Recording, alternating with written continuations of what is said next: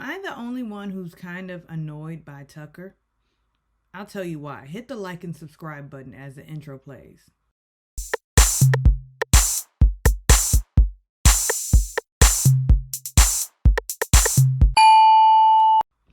Okay, so as you may know by now, the POV ceremony was had yesterday and Tucker pulled Angela off the block. What? But now Tucker's mad because he feels blindsided because Cedric put Mackenzie up and Mackenzie took herself down with her, her power. But Tucker feels blindsided by this. And before the whole ceremony, Cedric tried to warn Tucker, but his arrogant self. Use it on yourself. I talked to a bunch of people last night. We don't have the votes. I don't give a fuck. I'm still doing it. Ooh. Yeah, we do. Said otherwise. I'm going to do it. This is the plan. So now that that's all said and done, he's mad and telling everybody in the house about it. And he starts a fight with Cedric. Now, Cedric, he won a place in my heart. I don't know why, because I'm sure like next week he will be out of my heart. But Cedric is somewhat innocent. And I know he's not fully innocent because he is telling a few lies here and there. But he did warn Tucker. He warned Tucker. So, but Tucker, why are you mad? Because you made a bad decision? Because you may go out like Marcellus? Because who wins veto and doesn't take themselves off the block? That's just dumb. I mean, that's your opportunity. Take yourself off the block. I mean, so much happened in the house yesterday. It's as if CBS said, you know what, y'all are boring the audience. Y'all need to pipe it up, turn it up a notch because we have lost the audience since the whole Matt Angela incident, and we can't show Angela on the feeds because she has so many bullies mad at her, calling her a bully and going to her job. So we gotta cut Angela off the feeds. So y'all need to turn it up. We're gonna whoop it out! Are you kidding me? Okay, and about Angela, here's something I wanted to say. People, going right in Angela's job, trying to call her job to get her fired because she's a bully for calling Matt crazy eyes. But are you not a bully because you're trying to ruin somebody's life, someone that you don't even know?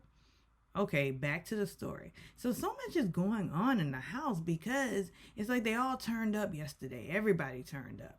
It's that whoop whoop.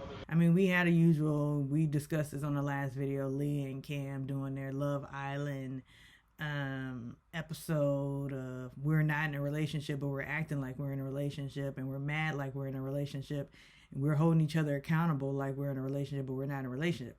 They're boring. And Leah, apparently, you see her on the feeds talking about people and airtime.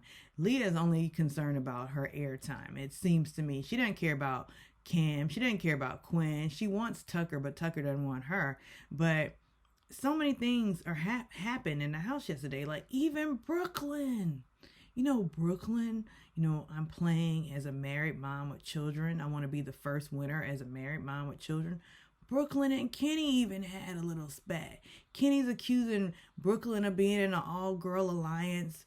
And she's the leader. I mean, she is in an all-girl alliance, but I don't know if she's necessarily the leader, but that's what Kenny's doing to Brooklyn. So it's like so much. It's like Kenny decided to turn up a little bit because we were tired of hearing, I'm ready to go home to my wife, Renee, and my kids. I love my wife, Renee. Renee, if you're watching on the feeds, if someone tell Renee that I'm on the feeds right now, that I love her so much. I love my wife, Renee. That's Kenny's MO. And I guess producer said, Kenny, nobody cares. You go home or you play the game. So Kenny decided it's go time. He's ready to play. But all these fights kept happening, and then Tucker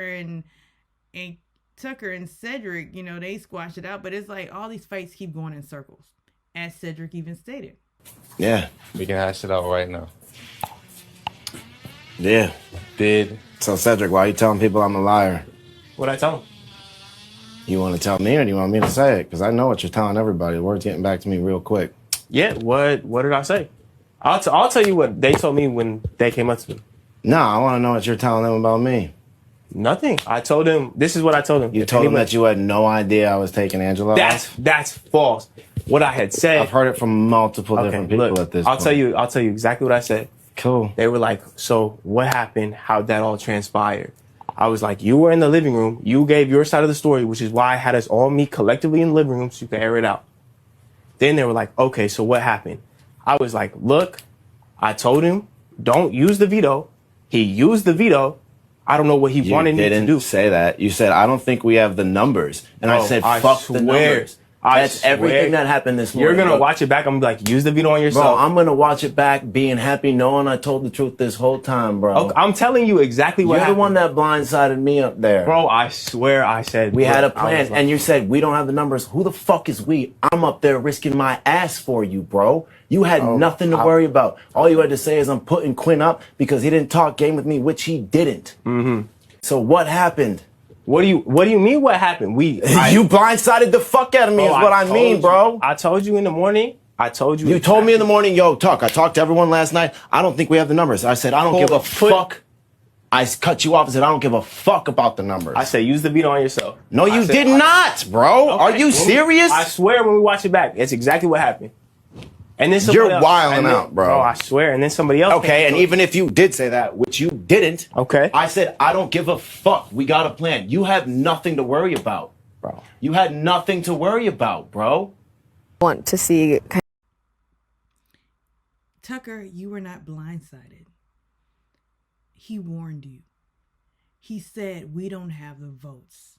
So that should be a signal in your head that I might not want to do this because we don't have the votes. And it's simple as that.